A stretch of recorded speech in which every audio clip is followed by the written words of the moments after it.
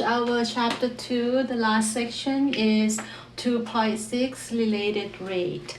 Let's look at application here. All right, the radius r of a circle is increased at the rate of 4 centimeter per minute. From this first sentence, so is the rate of change of radius over time. So this is dr/dt. So they're giving you dr/dt.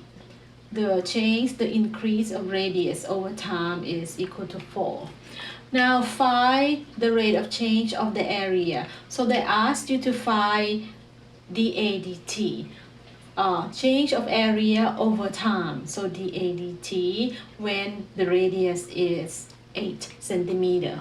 So we have to figure out what are they giving, what are they asking, and which formula we're going to use. So I'm going to start from the formula. The area of the circle is pi r square. Alright, the area of the circle is pi r square. Then I'm going to take derivative with respect to t. So dA/dt is going to equal to pi is constant. So it is pi.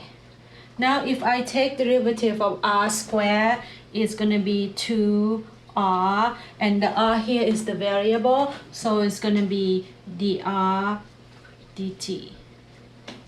Alright, after that I'm going to substitute all the variable I have here. Pi is constant, which is pi. 2 is 2.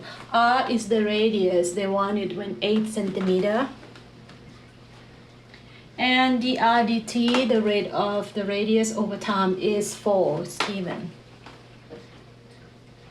So if you do this, it's going to be 64 pi. The unit will be square, cubic centimeter over minute.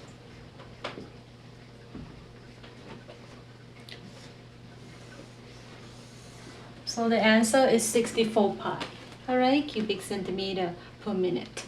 Now let's look at the next example. Again, you might want to read the question over and over again. Draw the picture, ask yourself what they're giving and what they're asking. Let's look at the first sentence here. Conical cone with vertex down, that's vertex down, is 10 feet across the top. So it's 10 feet across the top, so the radius is only 5 feet. All right, and 12 feet deep. So 12 feet deep is over here. I just draw the picture. If the water is pooling into the tank at the rate of 10 cubic feet per minute. So you pour the water into the tank. So we're talking about the volume here. Because it's three-dimensional, you put water into it. So dV/dt is 10 cubic feet per minute. This is from this sentence here. All right. Find the rate of change of the depth of water. So they want you to find the rate of change of the depth. So they want you to find the h/dt when the water is 8 feet deep, when h is 8. So it doesn't fill up yet. 8 may be somewhere here. The whole thing is 12. So it doesn't fill up all the way to the top yet, basically. Now, if we do ratio and proportion, radius over height, you're going to have 5 over 12. And you can solve for r. R would be 5h over 12. And the reason I do that because I want to eliminate some of the variable. Now let's look at the formula. The formula for the volume is pi over 3 r squared over h.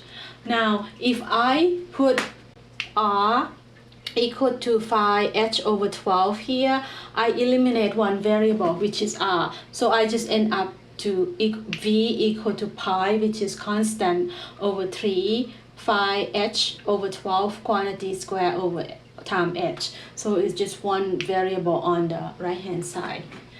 From here I square the 5h square, so it's 25h squared times h is h to the third. The denominator 12 squared is 144 and times 3. I'm gonna take derivative of this with respect to t. So dv dt, alright, 25 pi is just 25 pi. H to the cube, take derivative, you're gonna have 3h squared dh dt. On the denominator, I still have 3 times 144. Now I reduce the 3 here and the 3 here on the numerator and denominator. End up with 25 pi h squared dh dt over 144. The question was asking for the h dt. So from here, I'm gonna solve for the h dt. For doing that, I end up with dv dt times 144 over 25 pi h squared.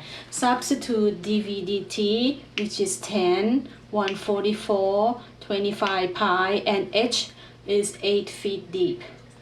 Right? And then you simplify, you're gonna have 9 over 10 pi feet per minute. Alright, I finished chapter 2.